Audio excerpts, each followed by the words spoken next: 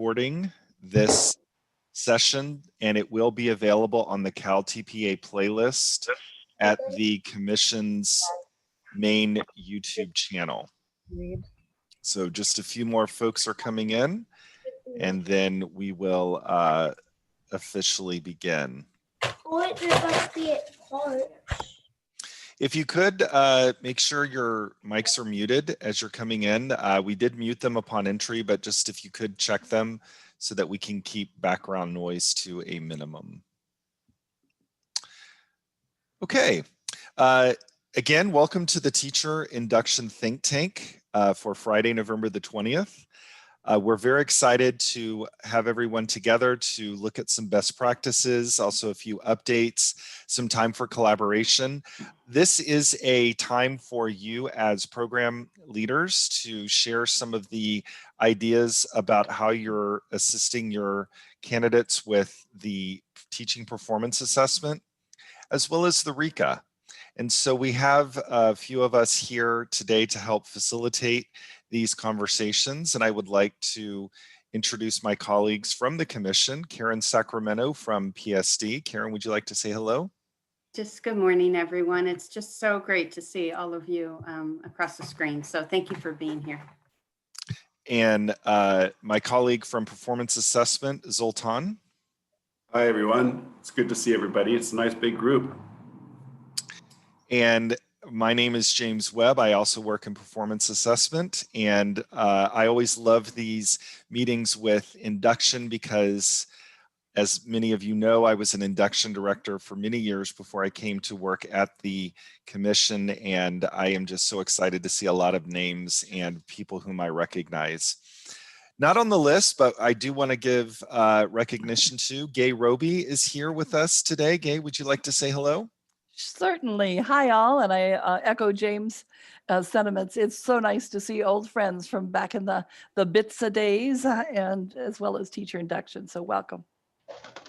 Great. And then we also have some folks from Evaluation Systems Group of Pearson who are with us today. And I just wanted to let you know that we do have some people that when you get into your breakout rooms a little bit later today, you may have some folks from Pearson. And if you would please just welcome them in to all of our work with induction folks. We are a group who we welcome everyone. But we do have some people here with us today from Pearson. So before we get started in having some conversations, just wanted to go over some meeting norms that we have for today. Again, excuse me, your microphone has been muted. Please keep it muted so that we can eliminate background noise. But if you would like to speak, please raise your hand or put a note in the chat and we will recognize you and unmute you. We are going to use the chat feature to post questions. We will respond to questions maybe at the end, or if it's relevant, we'll try to get to them as we are providing the information to you in the course of the time together. If we're not able to get to a question that we're able to answer orally, we will either provide information on the web pages that we'll show you a little bit later, or we may respond to you individually at another time. We do ask that you keep your questions to a general focus rather than program or candidate specific. This really is a time for us to share best practices and to collaborate on ideas as related to, as I said, performance assessment and or RECA. And if it is a very specific question, we do ask that you email us so that we can answer your question with as much detail and time as necessary. We do ask that you avoid multitasking only so that you can stay focused on the information that's presented and also working with your other directors. We want to honor your time so that we will make sure that we start and end on time. Because we know that in these times before the busy Thanksgiving holiday, time is definitely of the essence. And so we want to make sure that we are adhering to that norm. And then finally, you, if you can, adjust your view to speaker view instead of gallery. And then that way it allows you to have your video on and see the folks who are presenting and get the information that you will need to move forward. So here's our agenda. It's not really that formal, but we did want to frame what it is that we're going to be doing for this morning. We are going to go over some supports for programs, both from program assessment, development, and also from professional services. Karen and I will provide some very brief updates that have come our way. As we know, COVID is changing and ever changing with the way that schools are responding. And as you all have seen, the commission is staying up to date and responding to what is coming out of the field. So we want to just provide a couple of updates there. Then we're going to do some best practices and share out. We're going to put you into breakout rooms and give you a chance to talk with each other, and then select some ideas that we'd like to bring into the whole room and give a chance for everyone to think about what they could possibly take back to their program, possibly recognize what you're already doing well, and then get some new ideas. And then after that, we will, of course, close out our think tank. So the first place we'd like to begin is talking a little bit about some of the performance assessment results, supports that we have available for candidates and for programs. So the first thing that we would like to make you aware of is that the performance assessment team every Wednesday from 4 to 4:45 p.m. has time to talk with candidates who are on an executive order preliminary or on a PSVTW, so that we can answer questions as candidates are putting together their submissions to upload to the system. We've had some excellent attendance over the past couple of weeks, and it's a time for the candidates to ask us questions. And we want to encourage you as programs to know that mentors are welcome to join us during that candidate time. If a mentor and a candidate would like to come together, we certainly would like for them to have that opportunity. The office hour web Zoom is in the PSD e-news, and so you can access that by seeing in the PSD e-news. And of course, the PSD e-news will be coming out this afternoon, and you could get that information there. We do offer office hours for programs for you as program directors every Thursday from 9 a.m. to 9:45 a.m. I'm very excited that Karen Sacramento joins us during that time, and it gives you a chance to ask questions that are both induction related, but also what role you may have in terms of the performance assessment. So just know that you can join us at 9 to 9:45, and that Zoom link is also in the PSD e-news. The last Friday of each month, we have virtual think tanks, and we will not be having one next week because it is the Thanksgiving holiday. However, we do have one on December the 4th, and I'm excited to report that our next one is going to be on supporting candidates with educational technology for early primary grades.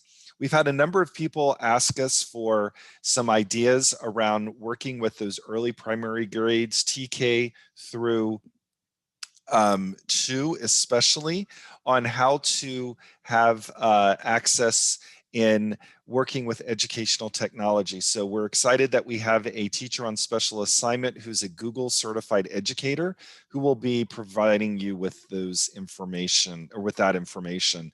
And again, the topics are listed in the PSD e-news. And then finally, the commission does have a YouTube channel, and the link is right there. I would definitely recommend, if you've not already done so, to subscribe to the commission's YouTube channel, as you will get updates when things are presented. And specifically, we have a playlist for the Cal TPA, and it is listed there in the bit.ly. And also, if you have any questions about the exams, you can access the website that is listed here. And if you have an email question that you would like to send, you can send that to the email address listed here, caltpa@ctc.ca.gov. And we have a question in the chat. Carol, will we have access to the slides following the session? Yes, you will. I will work with Karen to see that it gets up on the induction website, and we will also provide that information for performance assessment as well. So thank you for that question.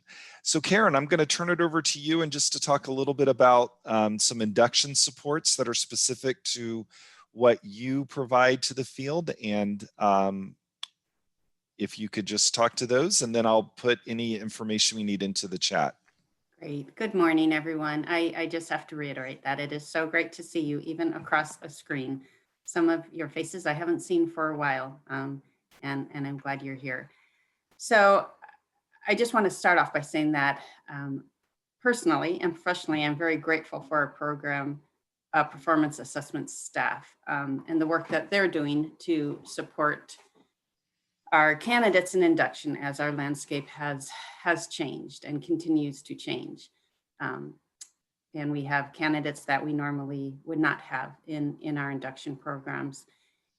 So in addition to the supports they provide, I want to highlight the California Induction Conference for both administrator induction and teacher induction programs coming up Monday, December 7th. And if you haven't registered for that, please do. Gay is the keeper of our registration. I don't know what we're at, maybe 400 now. So we'll have a lot of folks there, some really strong breakout sessions, and it will be a wonderful day to just share as a community.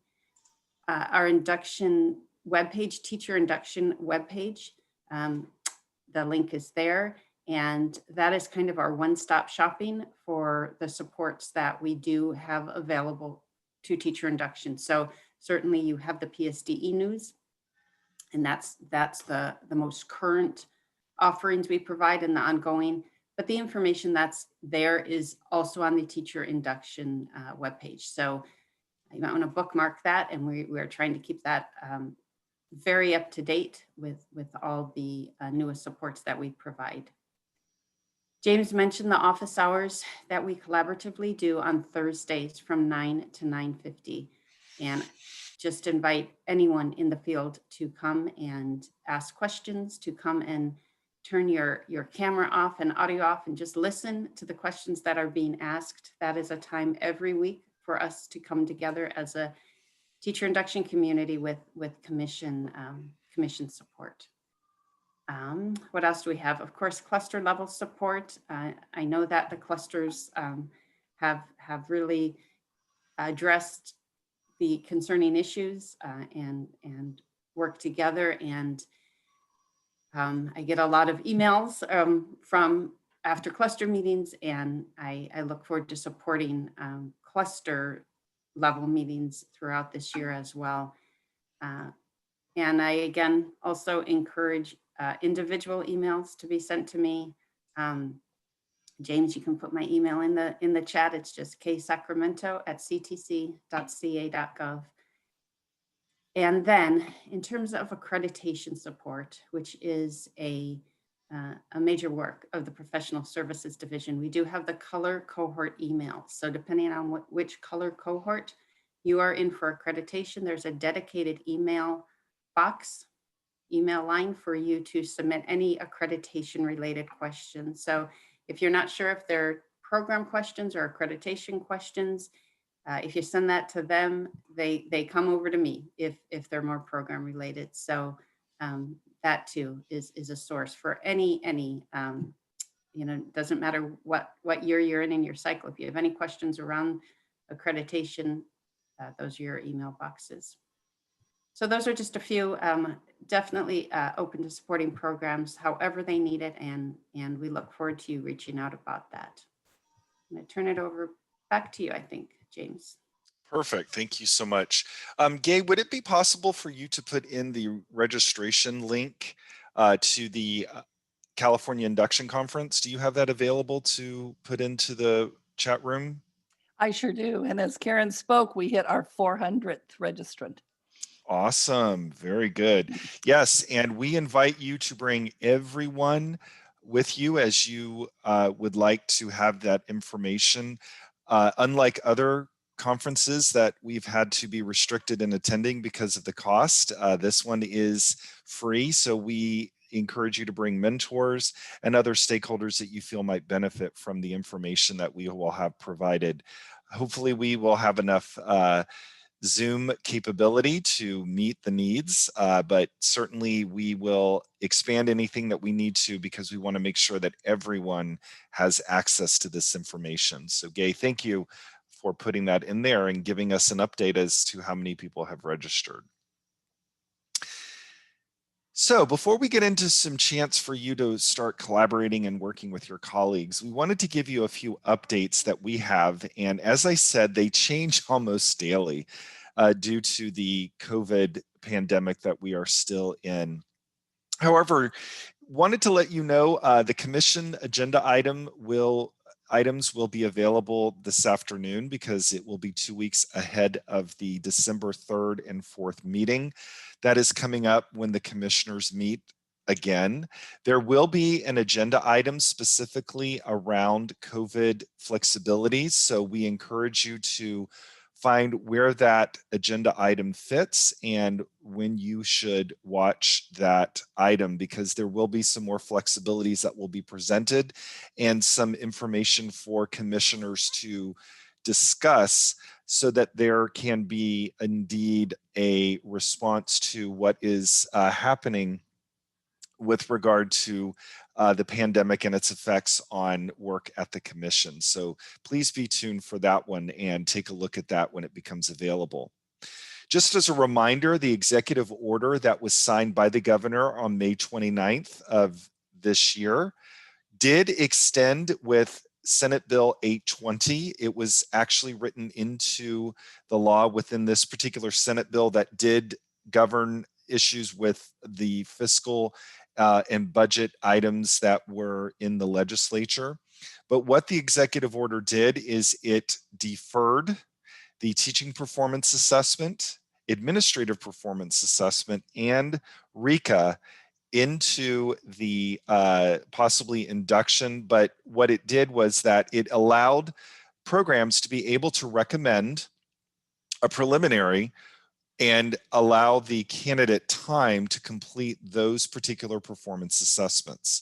So just as a reminder, I know you've heard this possibly several times, but candidates have the gift of time. And the reason that I wanted to bring this up is because we have talked to a number of candidates and we want you and them to know that they have up to 5 years to complete this requirement. When we first started thinking about how this could fit into induction and how this could fit into our work, at first we were of the opinion, well, go ahead and get it done. But as things have evolved and the progression of the way things are going, we're now kind of dialing back a little bit and really emphasizing that candidates need to do this when they are free of anxiety and stress so that they can really showcase what it is that they are able to do and work that they're able to have with their students. So just wanted to remind you that that EO is extended. We don't know where we're going to be in the fall. However, the EO does extend until August 31st of 2021. And so candidates that are recommended during that time will have that option. TPA registration updates.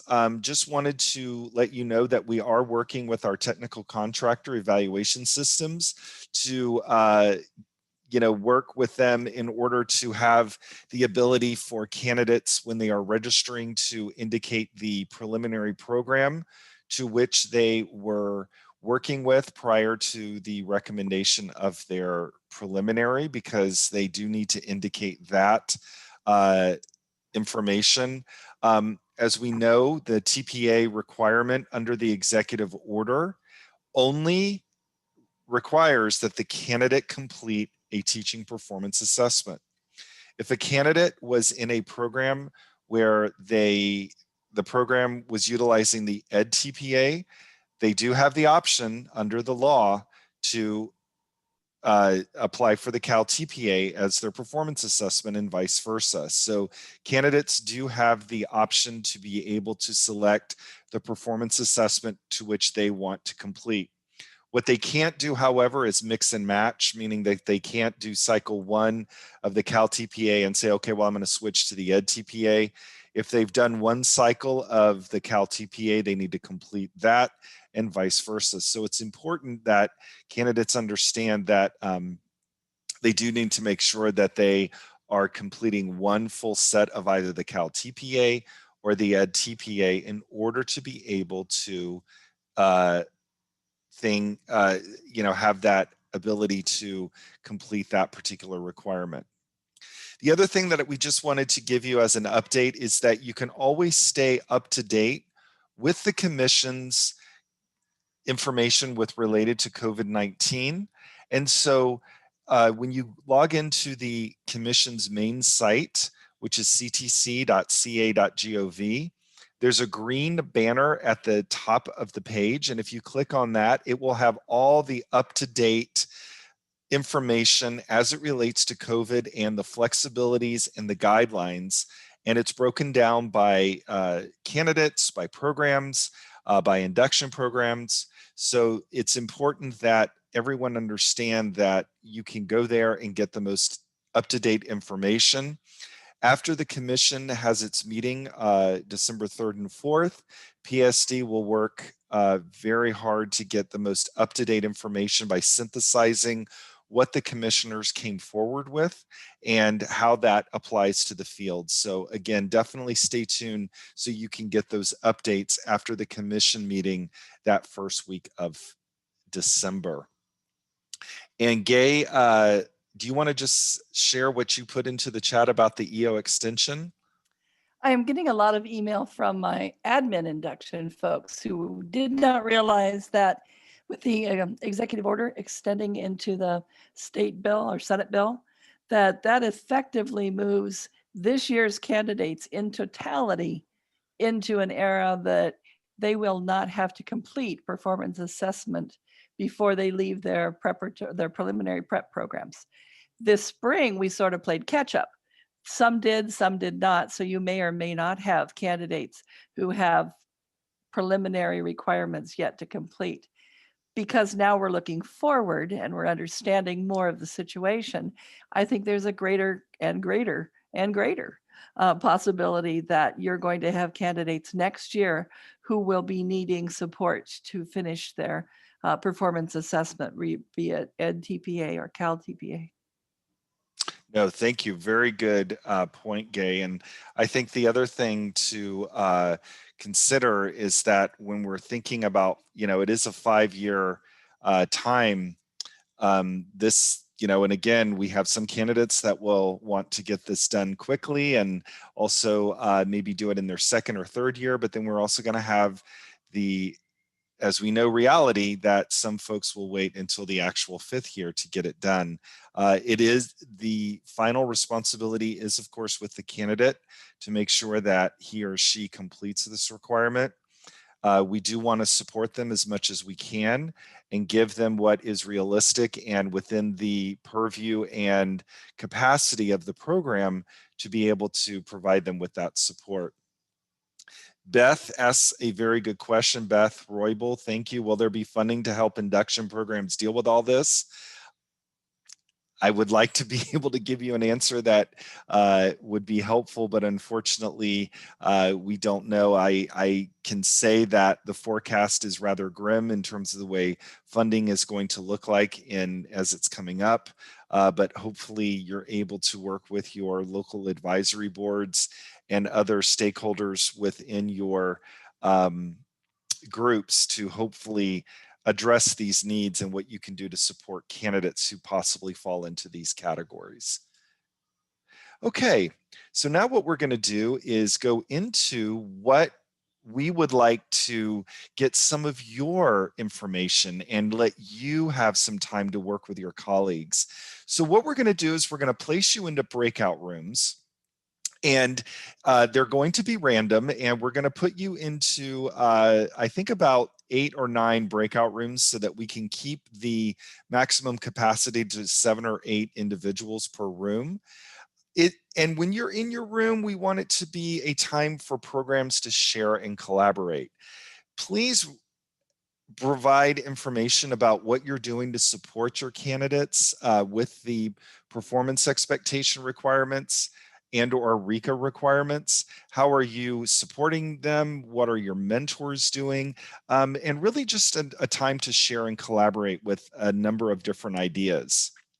From that, you will ask a speaker or select a speaker, excuse me, to share out just one or two ideas from the group because we'd like to put them out into the main Zoom room.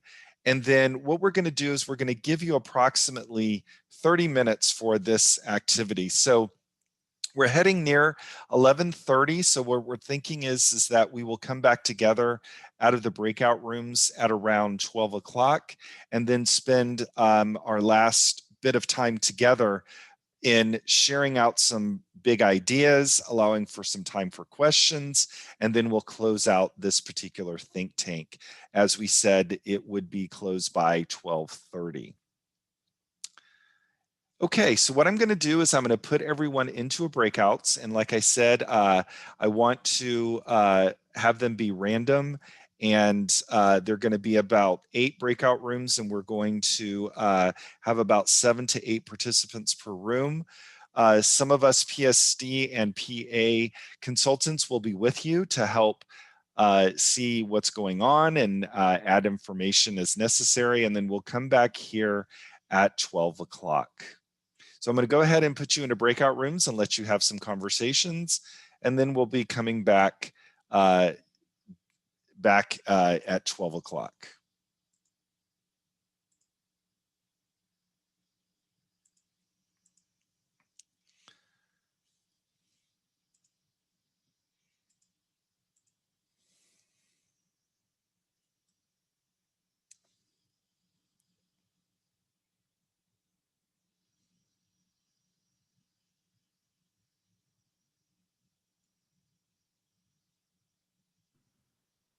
James, can you send me please to a breakout room?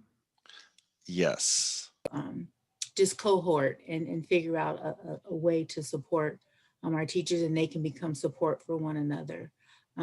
We also talked about a lot of different things about the development plans and teachers not knowing what they are, so we can pick up on those areas for growth in induction.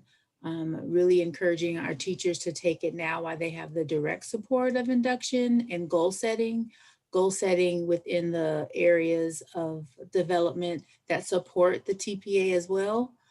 So if it's lesson planning and there's something very specific to lesson planning, then that is one of the goals for the ILP, not just pass the TPA. Right. Then just being able to gather the resources for whether it be Cal TPA or Ed TPA, and how just being very purposeful about how we support our teachers through this. Right. And Catherine, you brought up something that you'll hear Karen and I say over and over again, which is, the TPEs and the CSTPs have become much more closely aligned with each other, and how many of the tasks that the TPA, for example, whether it's the Cal TPA or the Ed TPA, requires candidates to complete, does lend itself so well to the different CSTPs and how it relates to lesson planning or assessment or engagement. So really great to hear that you were able to make some of those connections, because we don't want it to be, oh, this is just one more thing I've got to do. But instead, how can you bridge what is happening in the classroom and then capturing it and immortalizing it in a performance assessment? So great to hear that. Thank you for sharing. What James, about? can I just add, sorry, Yes, one Karen. thing onto that I thought was really important as programs think about how to incorporate the work that's being done around the TPA and the RECA into the ILP. And Catherine, you said it so nicely in terms of setting goals that are developmental instead of passing the exam. Because Mhm. I get the question, well, what if they don't pass? Do we not recommend them in induction? Have they not progressed towards mastery then in the CSTP? And I think tying those in a developmental way instead of in a summative way to pass the exam, in a developmental way around the support that they'll be receiving through induction. So thank you for highlighting that. Right. Very good point. Thank you. So what about from group 2? Do we have a speaker from group 2 who would like to share out what was discussed? What, I'm sorry, James? Oh, Yes. how do we know what number? I don't think we kept track of what number we're on. Oh, okay. I'm sorry.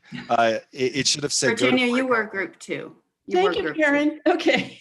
Karen's the one that paid attention. I apologize. Oh, yeah, no problem. Okay, well then, actually, I will speak for group 2 then. Okay, thank you. Sure.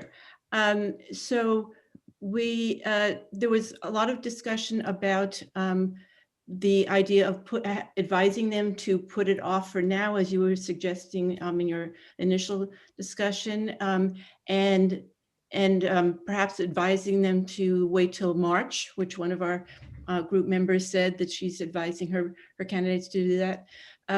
Then the question started to come up about, well, what are the districts going to do about employment status if they extend beyond the support years and the probation and retention years, and they're retained and so forth, they're permanent, and then they get to the end of the 5 years and they still don't pass the TPA and or the RECA. So I'll speak to that really quickly. So a preliminary is a preliminary. So you're asking if after the 5 years, so there are opportunities for extension that may be considered. It is widely expected that within a 5-year period, they would have an opportunity to take and pass the TPA and or the RECA. So if we got to a point where after 5 years that's a critical concern, then that would be something else we need to really consider for these EO candidates. But they do have that 5 years on the preliminary like others. For those that are on a regular preliminary and certain conditions occur, there are extension opportunities. So that really is something as a state we would need to figure out. Okay. And one of our group members said that she is already in touch with the local districts in her area about, so explaining to them what's going on as far as the induction and the timelines and so forth. Another question was back to the TPA. A lot of them, what if they can't videotape because of right now things going back and forth for the TPA? Some teachers are being reassigned to a different grade level, and some teachers aren't being able to record at all, and so forth. What if they can't do that? How can they handle that as far as passing the TPA? So what we have provided some suggestions for is to share the letter that was from Dr. Linda Darling-Hammond, Tony Thurman, and Dr. Tina Sloan around what importance video recording has, not just for the TPA, but also in developing educators, especially for a shrinking workforce, and hoping that may help. I do know that some districts have allowed some allowances for video recording if the candidate does have to complete the performance assessment or if they're working on the video submission of the RECA. But again, if the district is just very adamant about not allowing that, then this would be a situation where they would need to wait until they are in a setting where they can record.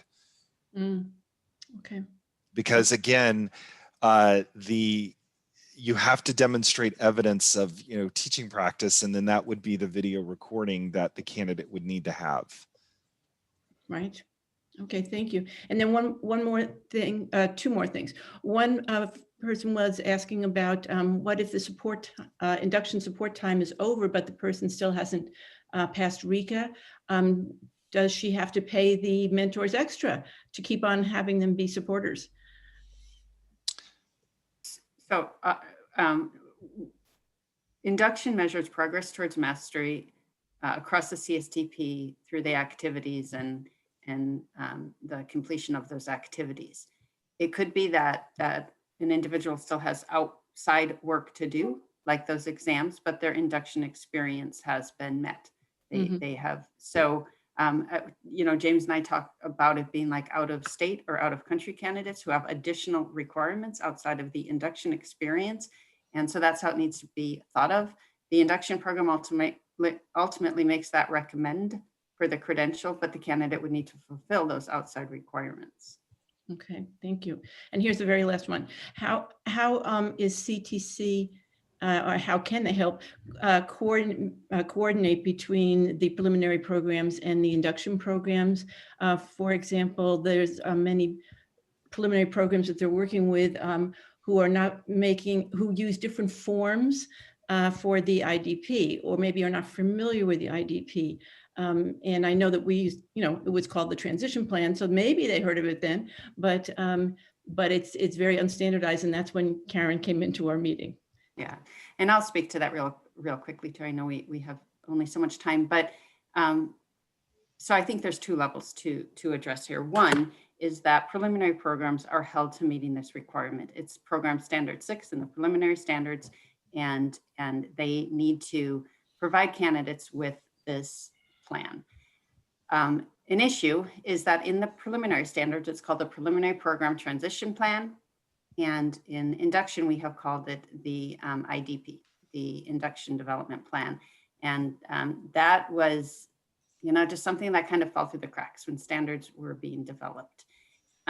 So in terms of holding preliminary programs to it, it's held to through accreditation. We've had different program sponsor alerts that have come out, and at the commission, we have been very upfront and intentional about holding programs to that standard. Then there's the issue of transportability, that making it to the induction program, and terminology and language. So at this point, we are trying to bridge that and address that. We don't have a specific form. We've never said your ILP needs to look a certain way or an IDP needs to look a certain way, because there's so many contextual differences between, across IHEs, across LEAs. But obviously we need to have that shared common language so the candidate knows what they have and the program knows how to ask for that. And for now, we're asking that language be broadened, and you just start to talk to those candidates about, do you have something from your transition or from your preliminary program to bring forward to induction? Do you have any kind of document that provides information about the end of the program? More cumulative information around the TPEs.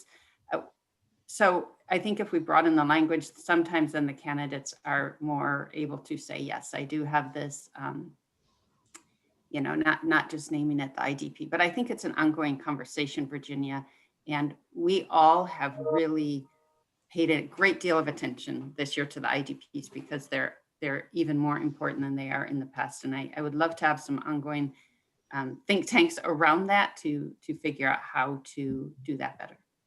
Thank you. And we do have a session at the California Induction Conference on December 7th about strengthening that partnership between IHE and induction programs, and what hopefully we'll have some dialogues that will come out of that. So please look for that session as it becomes available, and possibly register for that for one of the breakouts. Karen, we had a couple of questions come through, and I want to bring them forward because I think it would be important for the entire group to hear. I'll take the first one and then I'll give you the second one. The first one is, what is the pass rate for the TPA Cycle 2 during this time? Our pass rates are very high. They are maintaining at the 90%, 91% pass rate. We have observed a number of high quality submissions come through in an online setting, and they have run the gamut of elementary all the way up through high school, and they've actually been really interesting to watch, and we're really excited about what is being showcased in an online setting. But the pass rates have stayed where they are, the same. So we've not seen a drop off in that. But again, remember that candidates do have the gift of time, and they can delay their submission when they feel that they're at a time when it works for them. The second one question I'm going to let you answer, Karen, if that's okay, is somebody was just clarifying the recommendation for the clear that they would need to show passage of the performance assessment, the teaching performance assessment, and the RECA, if that's applicable, before they can recommend for the clear, correct? That is correct. So again, in building that ILP, we certainly hope you can incorporate these focus areas for candidates, but do so in a developmental way. So the candidate, the activities may be participating in commission office hours, candidate support office hours. We have a number of RECA supports across the state. Tulare County has offered some, partaking in those. So at the end of induction, the induction program must assess towards progress towards mastery across the CSTP to support that recommendation. But that is the induction experience. This is an add-on, so they can complete induction, but it would be on hold. The recommendation would be on hold until the other requirements are met. Perfect. Thank you so much, Karen. All right. Do we have another person who would like to share out from their group? I can share out if you'd like. Yes, Gina, thank you so much. Sure. So we had a lot of great input on in group 8. So just to kind of give an overview, we were fortunate enough to have 2 IHE representatives in our group. So that was kind of nice. Well, one was dual induction and IHE. So that was kind of nice. So we got to hear from them directly about the supports that they're offering candidates as they transition out of those IHE programs into induction and working in districts. And so what both of them have said is that they offer support even once the candidate's gone. So they're trying to remind the candidates that we are here, we're available for you if you have questions, if you need whatever you need, we're here. And then as induction programs, we all of us have mentioned that we are all sort of in the same place and that we're all providing support for our teachers. Everybody's doing it a little bit differently. So in one district, there are dedicated TOSAs that are the mentors, and those dedicated TOSAs are the ones that will be supporting the TPA candidates. Whereas the classroom teachers, if they're mentors, would not support the TPA candidates. And in other districts, we have some teachers that are all supported by one mentor. All those TPAs teachers are supported by one mentor who is training and learning about the TPAs. One district, and I thought this was a great idea, is setting up peer groups for those TPA candidates. So if you have a lot of TPA candidates and one group is secondary, one group is multiple subject, maybe letting them go together, or even specific content areas at the secondary level, letting those teachers talk to each other and share ideas about the process itself. So I thought that was interesting.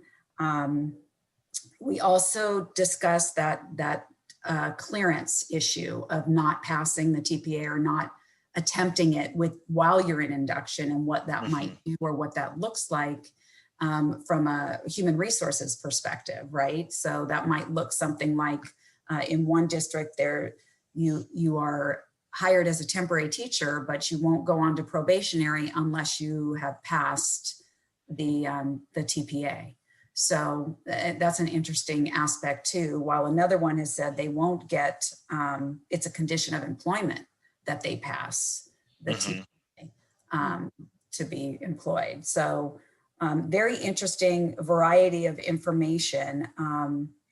District in San Francisco has test preps, study groups for TPA candidates. And I think that's another real probability for a lot of us to maybe help get together for our teachers.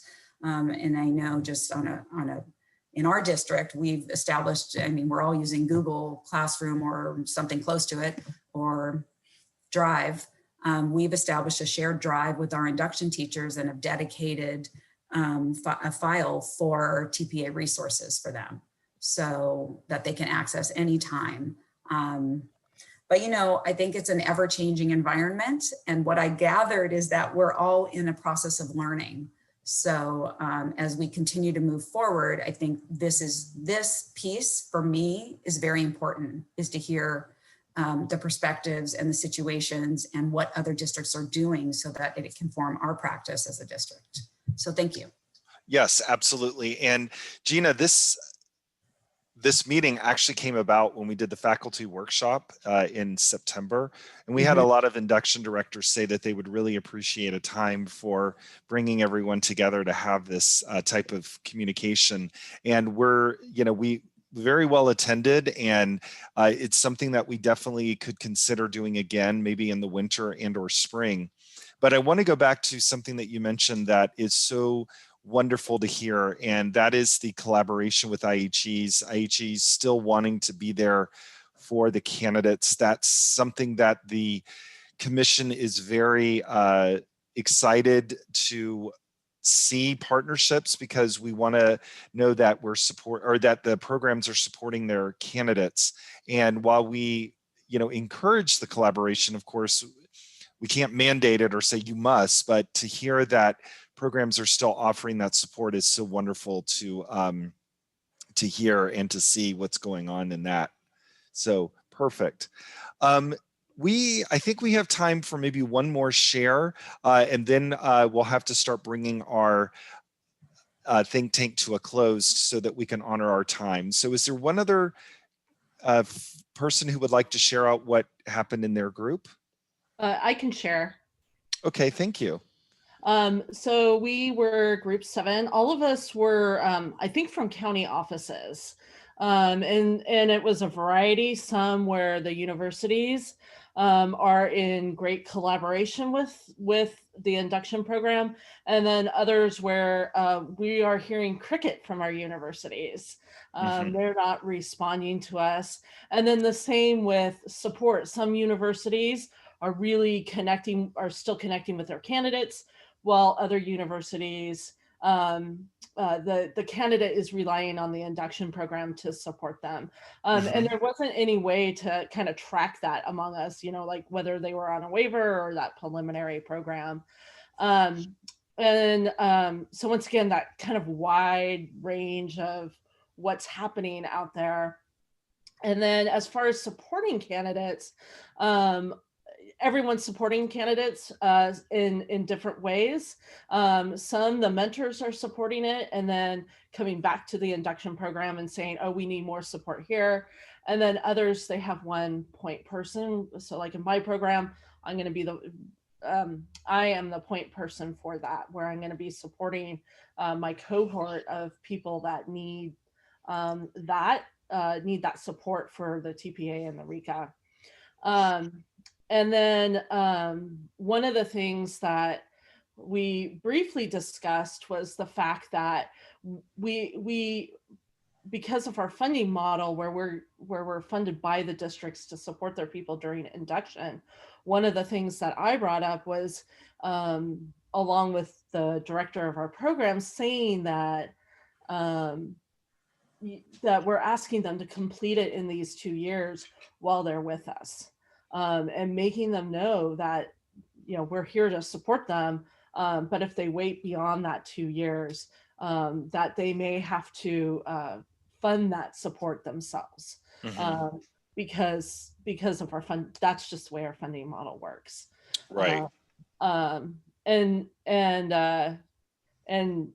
one of the things that I pointed out within my program is that we couldn't ask mentors to take this on.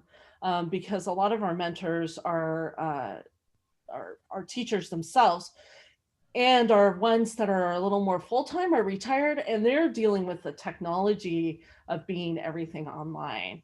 And so along with them, just supporting our teachers in the TPA has taken us a little bit longer as we've moved our program online. Right.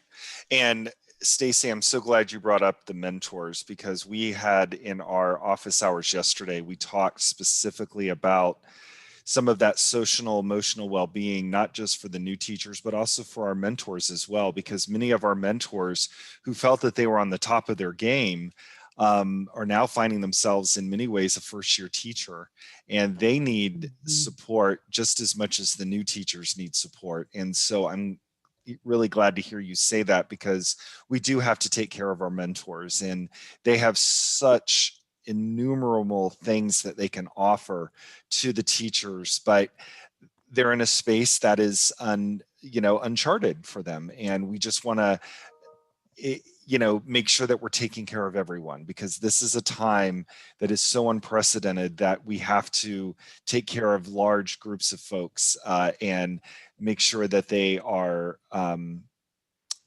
that they're valued, that they're respected, but yet also taking into account what other needs that they may have. So that was really great for you to share that. So thank you so much. So we have approximately 5 minutes left. And so what I wanted to do was just kind of bring ourselves to a close and just see if there were any last minute questions or any other ideas that either Zoltan, myself, or Karen could respond to. I just want to remind everyone that we did record this think tank. And so it will be available on the Cal TPA playlist, and I am going to put that bit.ly in the chat so that you can access it, and then you will be able to go in and see that. I hope to have that up by this afternoon before the end of the day today. But while I'm typing that in, Karen, are there any other final thoughts you would like to provide to the group before we exit this think tank? I'll just say this is probably the quickest hour-and-a-half meeting I have ever been a part of, and I could have extended it for quite a bit longer. I just so appreciate your thinking. I echo what James said about, building caring and compassionate communities right now. It's a shocking time, and it continues.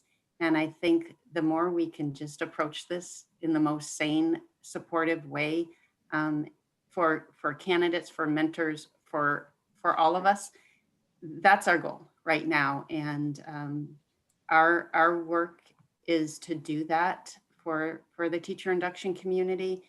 We certainly appreciate and value any input you have to us around that, ways that we can do that better.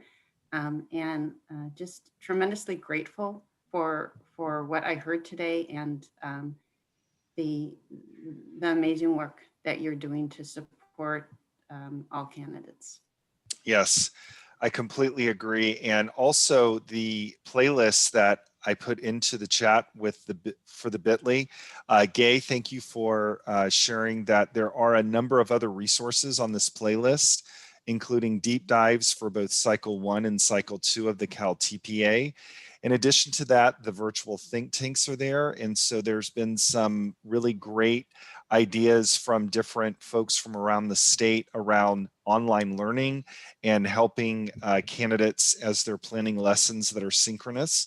But I also just wanted to say what I really appreciate from this group, and I've seen it in the chat, people exchanging emails.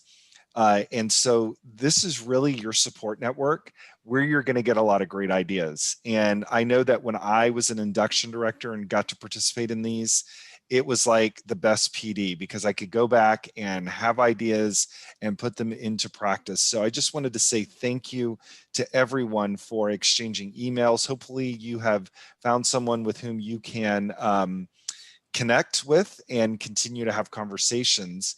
And I think the last thing I just want to say is please make sure that you register for the California Induction Conference on December the 7th. On Monday, and Gay did put the link in the chat, and so if you also need to have access to it, it will be in the PSD e-news later today. James, will the chat be saved in the recording? I will save the, yes, I will save the chat. Yes, I will. Hey, James and everyone, this is Melissa, and I wanted to jump in before you stop recording. You have so many kudos in the chat, but I just wanted it to go on record that the commission staff, you have just been so there for all of us, not just in induction, but across our programs. And I think your office hours and your think tanks have just contributed to this community, and it's so valuable. I just can't thank you enough. And I think it is making a difference. And I so appreciate it. And I believe so many of my colleagues would agree. So thank you all very much. Thank you, Melissa. We really appreciate Thank that. you. And I think that what we know is that we're all in this together, and we all approach this as teachers, and we have to collaborate and we have to come together, because it's the only way that we're really going to support each other and make sure that our end goal is really to have children have the best quality teacher and classroom that they deserve. And so I think that's where we all come from when we approach this work. Well, it is now 12:30, so I want to wish everyone a restful and happy Thanksgiving. I hope you all have some time to refresh and spend time with family and friends, socially distanced and safe. And we will look forward to seeing you again very soon. Thank you so much. Thank you. Be well.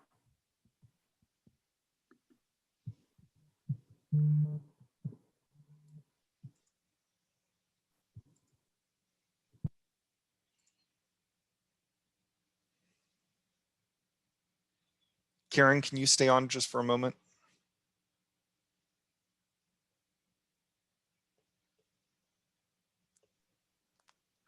See you all in a bit. Zoltan, no, Zoltan, stay on.